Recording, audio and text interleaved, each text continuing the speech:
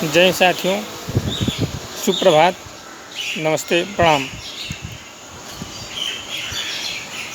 आज की वीडियो काफ़ी महत्वपूर्ण है और जो साथी वीडियो को अगर लाइक या सब्सक्राइब नहीं किए हैं, हम चाहेंगे कि सब्सक्राइब कर लें ताकि आने वाली हर वीडियो का नोटिफिकेशन उन्हें मिलता रहे और जो भी वीडियो अगर हम डालते हैं वो शिक्षाप्रद होगी, अनेक प्रतियोगी परीक्षाओं के लिए उपयोगी होगी।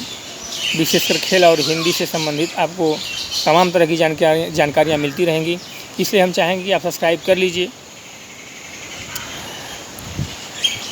अब हम आगे आपको भारत में जो हॉकी की स्थिति रही है, जो हमारा राष्ट्रीय खेल रहा है, इस राष्ट्रीय खेल के बारे में बताना चाहते हैं। विदेशी खेल जैसा कि आप सभी लोग जानते होंगे, क्रिकेट है, फुटबॉल है, वॉलीबॉल है, इसके विषय में यह क्रिकेट का भूत सवार है लोगों के ऊपर, लेकिन हॉकी का भी भूत सवार होना चाहिए, क्योंकि राष्ट्रीय खेल अगर कोई है तो हॉकी है और हॉकी ने हमें एक नई पहचान दिलाई है ओलंपिक में। तो इस तरह से हम हॉकी की आज बात करते हैं आप लोगों के बीच में। ओलंपिक की शुरुआत या आधुनिक ओलंपिक की शुरुआत 1896 ईस्वी में हुई थी, लेकिन वास्तविक अगर कहा जाए तो हॉकी की जो पहचान मिली वो 1920 ओलंपिक से भारतीय हॉकी थोड़ा सा बेहतर करना शुरू की और 1928 में जो एम्स्टर्डम ओलंपिक में नीदरलैंड को भारत ने 3-0 से हरा करके अपना पहला स्वर्ण पदक हॉकी में जीता था। दूसरा स्वर्ण पदक 1932 में लॉस एंजिल्स के ओलंपिक में जापान को 11-0 की विशाल अंतर से हमारी भारतीय टीम ने हॉकी पर दूसरी बार कब्जा की। इसके बाद हम आपसे 1936 बर्लिन ओलंपिक की बात करते हैं। तो 1936 के बर्लिन ओलंपिक में जर्मनी को 8-1 के विशाल अंतर से हमारी भारतीय टीम ने हॉकी के खिताब पर तीसरी बार कब्जा किया और इस बर्लिन ओलंपिक में आप लोग नाम सुने होंगे, मेजर ध्यानचंद का यह अंतिम मैच था। इसके बाद उन्होंने संन्यास ले लिया। अब हम देखेंगे 1948, क्योंकि 40 में और 44 में द्वितीय विश्व युद्ध के कारण ओलंपिक का आयोजन नहीं हुआ था, इसलिए वहाँ उसकी बात ही नहीं कर सकते हैं। 1948 में लंदन ओलंपिक हुआ था, जहाँ पे ग्रेट ब्रिटेन की टीम अपने दर्शकों के सामने पूरे उत्साह, जोश खरोश के साथ शामिल हुई, लेकिन फिर भी वहाँ भारतीय खिलाड़ियों का हौसला कम नहीं हुआ और ग्रेट ब्रिटेन को 4-0 से रौंद करके 1948 में चौथी बार खिताब पर कब्जा किया। पाँचवीं बार और जो चौथी बार किया था हमारा भारत देश 15 अगस्त 1947 को आज़ाद हुआ था। आज़ादी का वह पहला स्वर्ण पदक था। पाँचवीं बार 1952 ईस्वी में हेलसिंकी ओलंपिक में पुनः नीदरलैंड, जो 1928 में नीदरलैंड का सामना हमारे भारतीय टीम से हुआ था, जहां पे नीदरलैंड को 3-0 से मात खानी पड़ी थी, वहीं 1952 ईस्वी में हेलसिंकी में नीदरलैंड पुनः भारत के सामने फाइनल में पहुंचा और 6-1 से हार करके उपविजेता रहा और भारत को 5वीं बार यह खिताब 1952 में मिला।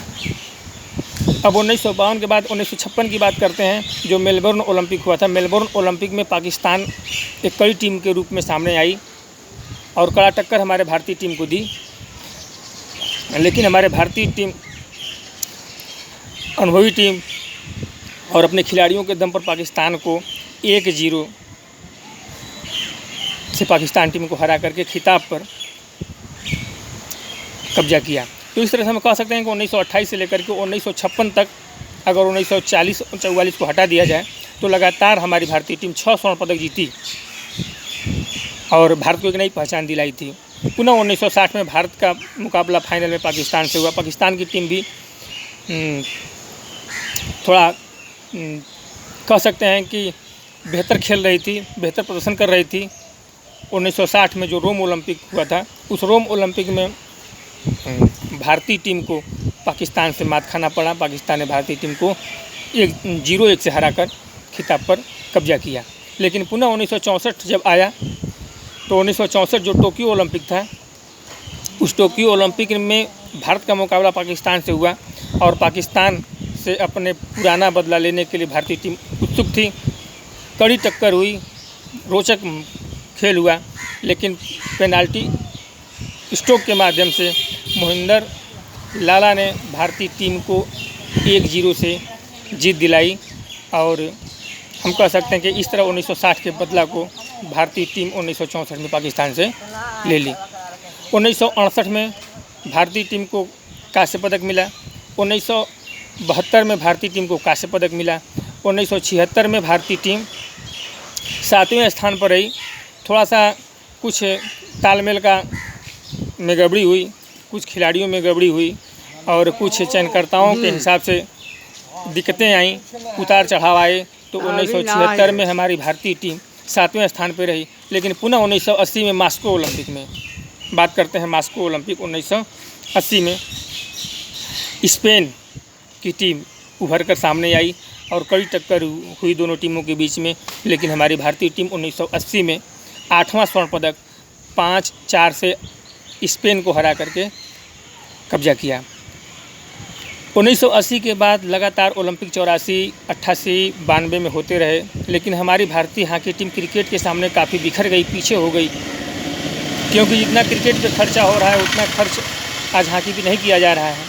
लेकिन उड़ीसा सरकार और कुछ ऐसे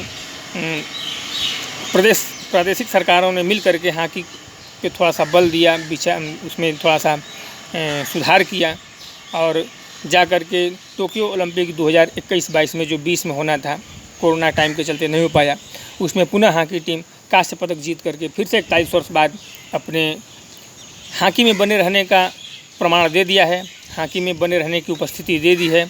और इस तरह से अभी राष्ट्रमंडल खेल का समापन हुआ, इसमें भी कांस्य पदक हमारी भारतीय हॉकी टीम ने जीता है। तो हम कह सकते हैं कि पुनः आने वाला दिन हमारे हॉकी टीम का होगा, जो 1928, 32, 36, 48, 52, 56, 64, 80 में स्वर्ण पदक जीता, वह पुनः इतिहास दोहराने के लायक हो जाएगी अगर हमारी केंद्र सरकार, राज्य सरकारें और खिलाड़ियों के प्रति थोड़ा सा अगर प्रशिक्षण और पैसे खर्चे किए जाएं, तो पुनः हमारी भारतीय हॉकी टीम अपने पुरानी लय को प्राप्त कर लेगी। इन्हीं शुभकामनाओं के सामने, इसी शुभकामनाओं के साथ जय हिंद, जय भारत, धन्यवाद।